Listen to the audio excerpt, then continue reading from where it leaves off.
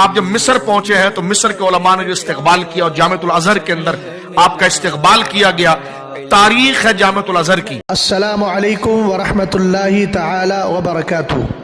حامدا ومصلیا ومسلما اما بعد فاعوذ باللہ من الشیطان الرجیم بسم اللہ الرحمن الرحیم ولا تقف ما لیس لک به علم آمنت باللہ صدق اللہ العظیم۔ بارگاہ رسالت مآب صلی اللہ علیہ وسلم میں درود و سلام کا ہدیہ پیش کریں۔ اللہ رب محمد صلی اللہ علیہ وسلم نحن عباد محمد صلی اللہ علیہ وسلم صلاۃ و سلام علیک یا رسول اللہ صلی اللہ تعالی علیہ وسلم۔ کام وہ لے لیجئے تم کو جو راضی کرے، ٹھیک ہو نام رضا تم پہ کروڑوں درود۔ آپ کی خاطر بنائے دو جہاں، اپنی خاطر جو بنایا آپ ہیں۔ احباب اہل سنت بخوبی جانتے ہیں کہ کچھ دنوں پہلے پاکستان کے مفتی اکمل صاحب نے سرکار تاج الشریعہ نور اللہ مرقدہ کے اس مشہور زمانہ شعر پر معلل بالاغراض کی بحث کو چھیڑ کر اہل سنت میں ایک نئی بحث چھیڑ دی تھی اور ایک نیا خلفشار پیدا کیا تھا۔ لیکن دیر آیت درست آیت ان کو بھی احساس ہو گیا کہ میں نے غلطی کی ہے، اسی لیے ان کو وضاحت بھی پیش کرنا پڑی اور حضور تاج الشریعہ نور اللہ مرقدہ کے تعلق سے یہ بھی کہنا پڑا کہ اگر مجھے معلوم ہوتا یہ شعر ان کا ہے تو میں ضرور یہ کہتا کہ اس کو بے چوچرا پڑھا جائے۔ اس سے ایک بات سمجھ میں آئی ہے کہ مفتی صاحب قبلہ نے کہیں نہ کہیں بے احتیاطی کا کام انجام دیا ہے۔ مفتی صاحب کی وضاحتی کلپ تقریباً 32 منٹ کی ہے جیسا کہ میں جانتا ہوں، اور مجھے ساری کلپ پر اپنا تبصرہ پیش نہیں کرنا ہے اور نہ ہی اس پر کلپ بنانا میرا مقصود تھا اور نہ میرا ارادہ تھا، مگر مفتی صاحب نے چونکہ آخر میں 3 سوال کیے ہیں اور جواب دینے والوں سے سوال کیے ہیں، اس لیے اور میں بھی ان میں شامل ہوں، اس لیے مجبوراً مجھے بھی یہ کلپ ریکارڈ کرانا پڑ رہی ہے۔ پہلی بات میں آپ سے یہ عرض کروں گا، مگر مفتی صاحب نے چونکہ 3 سوال کیے تھے، ان سوالات کے جوابات دینا میں نے اپنی ذمہ داری سمجھی، اس لیے یہ کلپ میں ریکارڈ کرا رہا ہوں۔ پہلا سوال مفتی صاحب کا یہ ہے کہ عالم سنت جو معروف ہے اس کے بارے میں بدگمانی کرنا کیسا؟ میں کہوں گا کہ مفتی صاحب قبلہ بدگمانی کرنا تو عالم ہی نہیں بلکہ کسی بھی سنی سے العقیدہ کے تعلق سے جائز نہیں ہے۔ قرآن کہتا ہے یا ایھا الذین آمنوا اجتنبوا کثیرا من الظن ان بعد الظن اثم، گناہ کہا گیا قرآن میں، تو کسی عام مومن کے بارے میں بدگمانی کرنا یہ غلط ہے تو عالم کے بارے میں تو بدرجہ اولا غلط ہوگا۔ مگر بدگمانی کا ٹائٹل لگانے اور بدگمانی کا اطلاق کرنے سے پہلے یہ ثابت کرنا ہوگا کہ وہاں بدگمانی ہوئی بھی ہے کہ نہیں۔ میں جتنے ارباب دین و ملت کو جنہوں نے اس کا جواب دیا ہے جانتا ہوں، ان میں کسی نے آپ کے ساتھ نہ گالی گلوچ کی ہے، نہ آپ کو برا بھلا کہا ہے، اور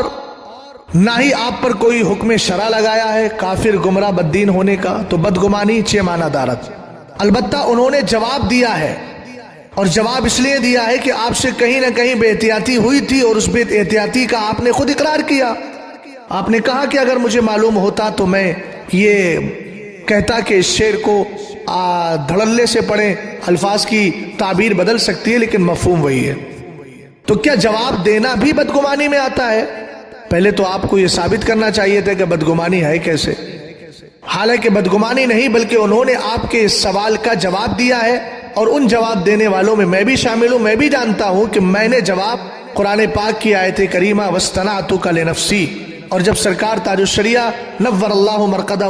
کی میں نے بعد میں آڈیو سنی تو مجھے پتا چلا کہ حضور سرکار تاج الشریعہ علیہ الرحمہ نے فرمایا اس میں شان محبوبیت کو بیان کرنا ہے، اور قرآن نے جو کہا محبوب میں نے آپ کو اپنے لیے چن لیا ہے۔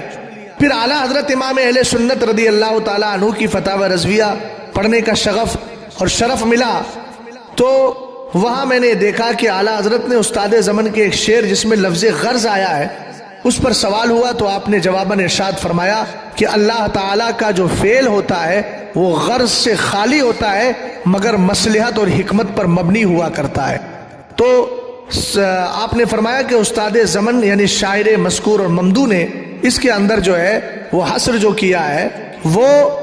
غرض کو بیان کرنے کے لیے نہیں بلکہ مصلحت کو بیان کرنے کے لیے۔ میں بھی کہتا ہوں حضور سرکار تاج الشریعہ کا جو لفظ خاطر ہے یہ خاطر غرض کو بیان کرنے کے لیے نہیں آیا بلکہ مصلحت کو، اور مصلحت بے شمار ہیں، اس میں مصلحتیں بے شمار ہیں۔ ان میں ایک مصلحت یہ بھی ہے کہ اللہ تعالیٰ نے مصطفیٰ کریم علیہ السلام کے ذریعے اپنی ربوبیت کا اظہار کروایا، اور اس کے بعد جنہوں نے اللہ رب العزت کو ایک مانا، حضور علیہ السلام کا یہ کلمہ پڑھ کر من قال لا الہ الا اللہ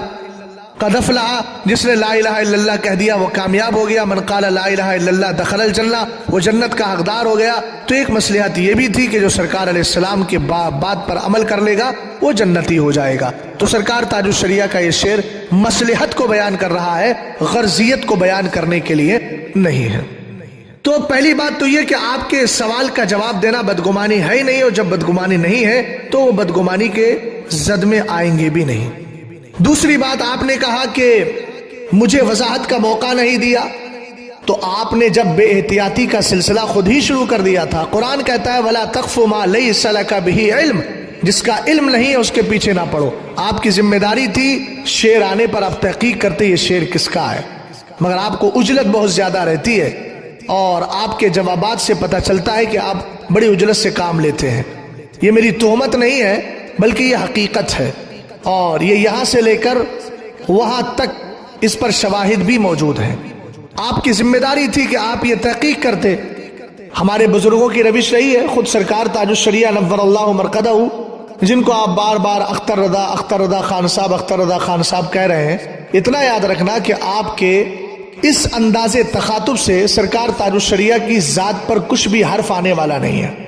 اور آپ بارہا یہ کہتے ہیں کہ میں فتاوی رضویہ سے فائدہ حاصل کرتا ہوں، اعلیٰ حضرت رضی اللہ تعالیٰ عنہ کے حوالہ جات بھی دیتے ہیں، فتاوی رضویہ کا ذکر بھی کرتے ہیں، لیکن مجھے لگتا ہے کہ آپ نے فتاوی رضویہ کو شاید گہرائی سے پڑھا نہیں ہے۔ اگر پڑھا ہوتا تو اعلیٰ حضرت امام اہل سنت کا جو اپنے ما سبق اور اپنے پہلے کے بزرگوں کے لیے انداز تخاطب ہے، وہ انداز تخاطب بھی آپ کے ذہن و دماغ میں ہوتا تو آج آپ نے اعلیٰ حضرت کے سچے جانشی اور سرکار مفتی اعظم کے سچے جانشی اور اعلیٰ حضرت امام اہل سنت کے علوم کے سچے وارث اعلیٰ سرکار تاج الشریعہ نور اللہ مرقدہ کی ذات کے تعلق سے اتنے ہلکے انداز میں گفتگو نہ کی ہوتی۔ آپ کو معلوم ہونا چاہیے کہ اعلیٰ حضرت نے علامہ جلال الدین سیوطی کو اگر کہیں یاد کیا تو جلال الملتی والدین کہا، اور بزرگوں کو اگر امام عبد الوہاب شارانی کو یاد کیا تو سیدی عبد الوہاب شارانی، علامہ سید زینی دہلان کو یاد کیا تو سیدی زینی دہلان وغیرہ کے الفاظ سے یاد کرتے ہیں۔ لیکن خیر یہ آپ کا ظرف ہے، جس ظرف میں جتنی وسعت ہوتی ہے وہ اس کا ویسے ہی مظاہرہ کرتا ہے۔ یترشح الاناء بما فی، برتن سے وہی ٹپکتا ہے جو اس کے اندر موجود ہوتا ہے، ہمیں اس پر زیادہ تبصرہ نہیں کرنا۔ آپ نے بے احتیاطی کا مطالبہ، بے احتیاطی کا مظاہرہ کیا، اور اس کے بعد علماء اہل سنت نے جوابات دیے۔ بے احتیاطی آپ کی یہ رہی کہ آپ کو چاہیے تھا تحقیق کرتے۔ سرکار تاج الشریعہ نور اللہ مرقدہ سے ایک موقع پر سوال ہوا کہ یہ شعر پڑھنا کیسا، وہی جو مستوی عرش خدا ہو کر اتر پڑا ہے مدینے میں مصطفیٰ ہو کر۔ تو آپ نے جواب میں یوں محققانہ طرز اختیار کیا، آپ نے پہلے تحقیق کی یہ شعر کس کا ہے، پھر جواب میں لکھا کہ یہ شعر ایک عارف باللہ حضرت خواجہ آسی پیا غازی پوری رحمت اللہ تعالیٰ علیہ کا ہے۔ آپ نے یہ جواب میں لکھا تو پہلے شاعر کا تعین کیا، پھر آپ نے اس کا مطلب بتایا، حالانکہ بظاہر دیکھے تو عجیب سے یہ شعر معلوم ہوتا ہے، جبکہ سرکار تاج الشریعہ نور اللہ مرقدہ نے اس شعر کا ظاہر دیکھیے اتر پڑا ہے کو دیکھیں تو آپ جیسے حضرات تو فوراً کوئی نہ کوئی حکم بیان کر دیتے، لیکن سرکار تاج الشریعہ علیہ الرحمہ نے اتنے بظاہر عجیب و غریب معلوم ہونے والے شعر پر بھی تحقیق سے کام لیا اور حکم شرع فوراً بیان کرنے سے گریز کیا، جبکہ سرکار تاج الشریعہ کا شعر تو اس درجے کا ہے بھی نہیں، اس کا بظاہر بھی ایسا کوئی معلوم نہیں ہوتا ہے کہ جس میں بظاہر کوئی خرابی لگ رہی ہو۔ تو آپ کی ذمہ داری تھی آپ معلوم کرتے یہ محقق کا ہے، غیر محقق کا ہے، عام شاعر کا ہے، خاص شاعر کا ہے، یہ آپ نے نہیں کیا۔ اس بے احتیاطی کے نتیجے میں ان احباب کو جواب دینا پڑا، یہاں کسی وضاحت طلب کرنے کی کوئی ضرورت نہیں تھی۔ تیسرا سوال آپ کا ہے کہ جن حضرات نے ایسا کیا وہ اشاعت فاحشہ کے مرتکب ہوئے کہ نہیں، تو جناب ایک بات یاد رکھیے، اشاعت فاحشہ سے آپ کی کیا مراد ہے؟ اگر آپ کے سوال کا اور آپ کے بے بنیاد جواب پر کسی نے جواب دے دیا اس کو فاحشہ کہنا کیا شرعاً درست ہے؟ میں نے پہلے عرض کیا کہ گالی گلوچ میری دانش کے مطابق تو کسی نے نہیں کی ہے، اور خود میں اپنے لیے تو کہہ سکتا ہوں کہ میں نے بھی نہیں کی ہے۔ تو پھر ایسی صورت میں اشاعت فاحشہ کا حکم لگانا، ان الذین یحبون ان تشیع الفاحشۃ فی الذین آمنوا لهم عذاب علیم، یہ دردناک عذاب کی آپ جو خبر دے رہے ہیں اشاعت فاحشہ کے ضمن میں۔ پہلی بات تو یہ آیت کریمہ حضرت عائشہ صدیقہ رضی اللہ تعالی عنہ پر جب تہمت لگی تھی اس موقع پر یہ نازل ہوئی ہے، اور یہ منافقین کے بارے میں تھی، چونکہ علامہ بغوی تفسیر معالم التنزیل کے اندر یہی فرماتے ہیں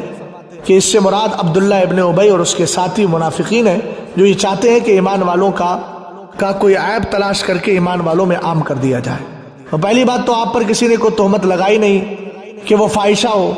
دوسری بات یہ ہے کہ فاحشہ صرف یہی ہے کہ آپ کے پیچھے آپ کے خلاف کوئی بات بول دے، حالانکہ ہم نے نہیں بولی لیکن ہم بات کر رہے ہیں۔ اگر یہی ہے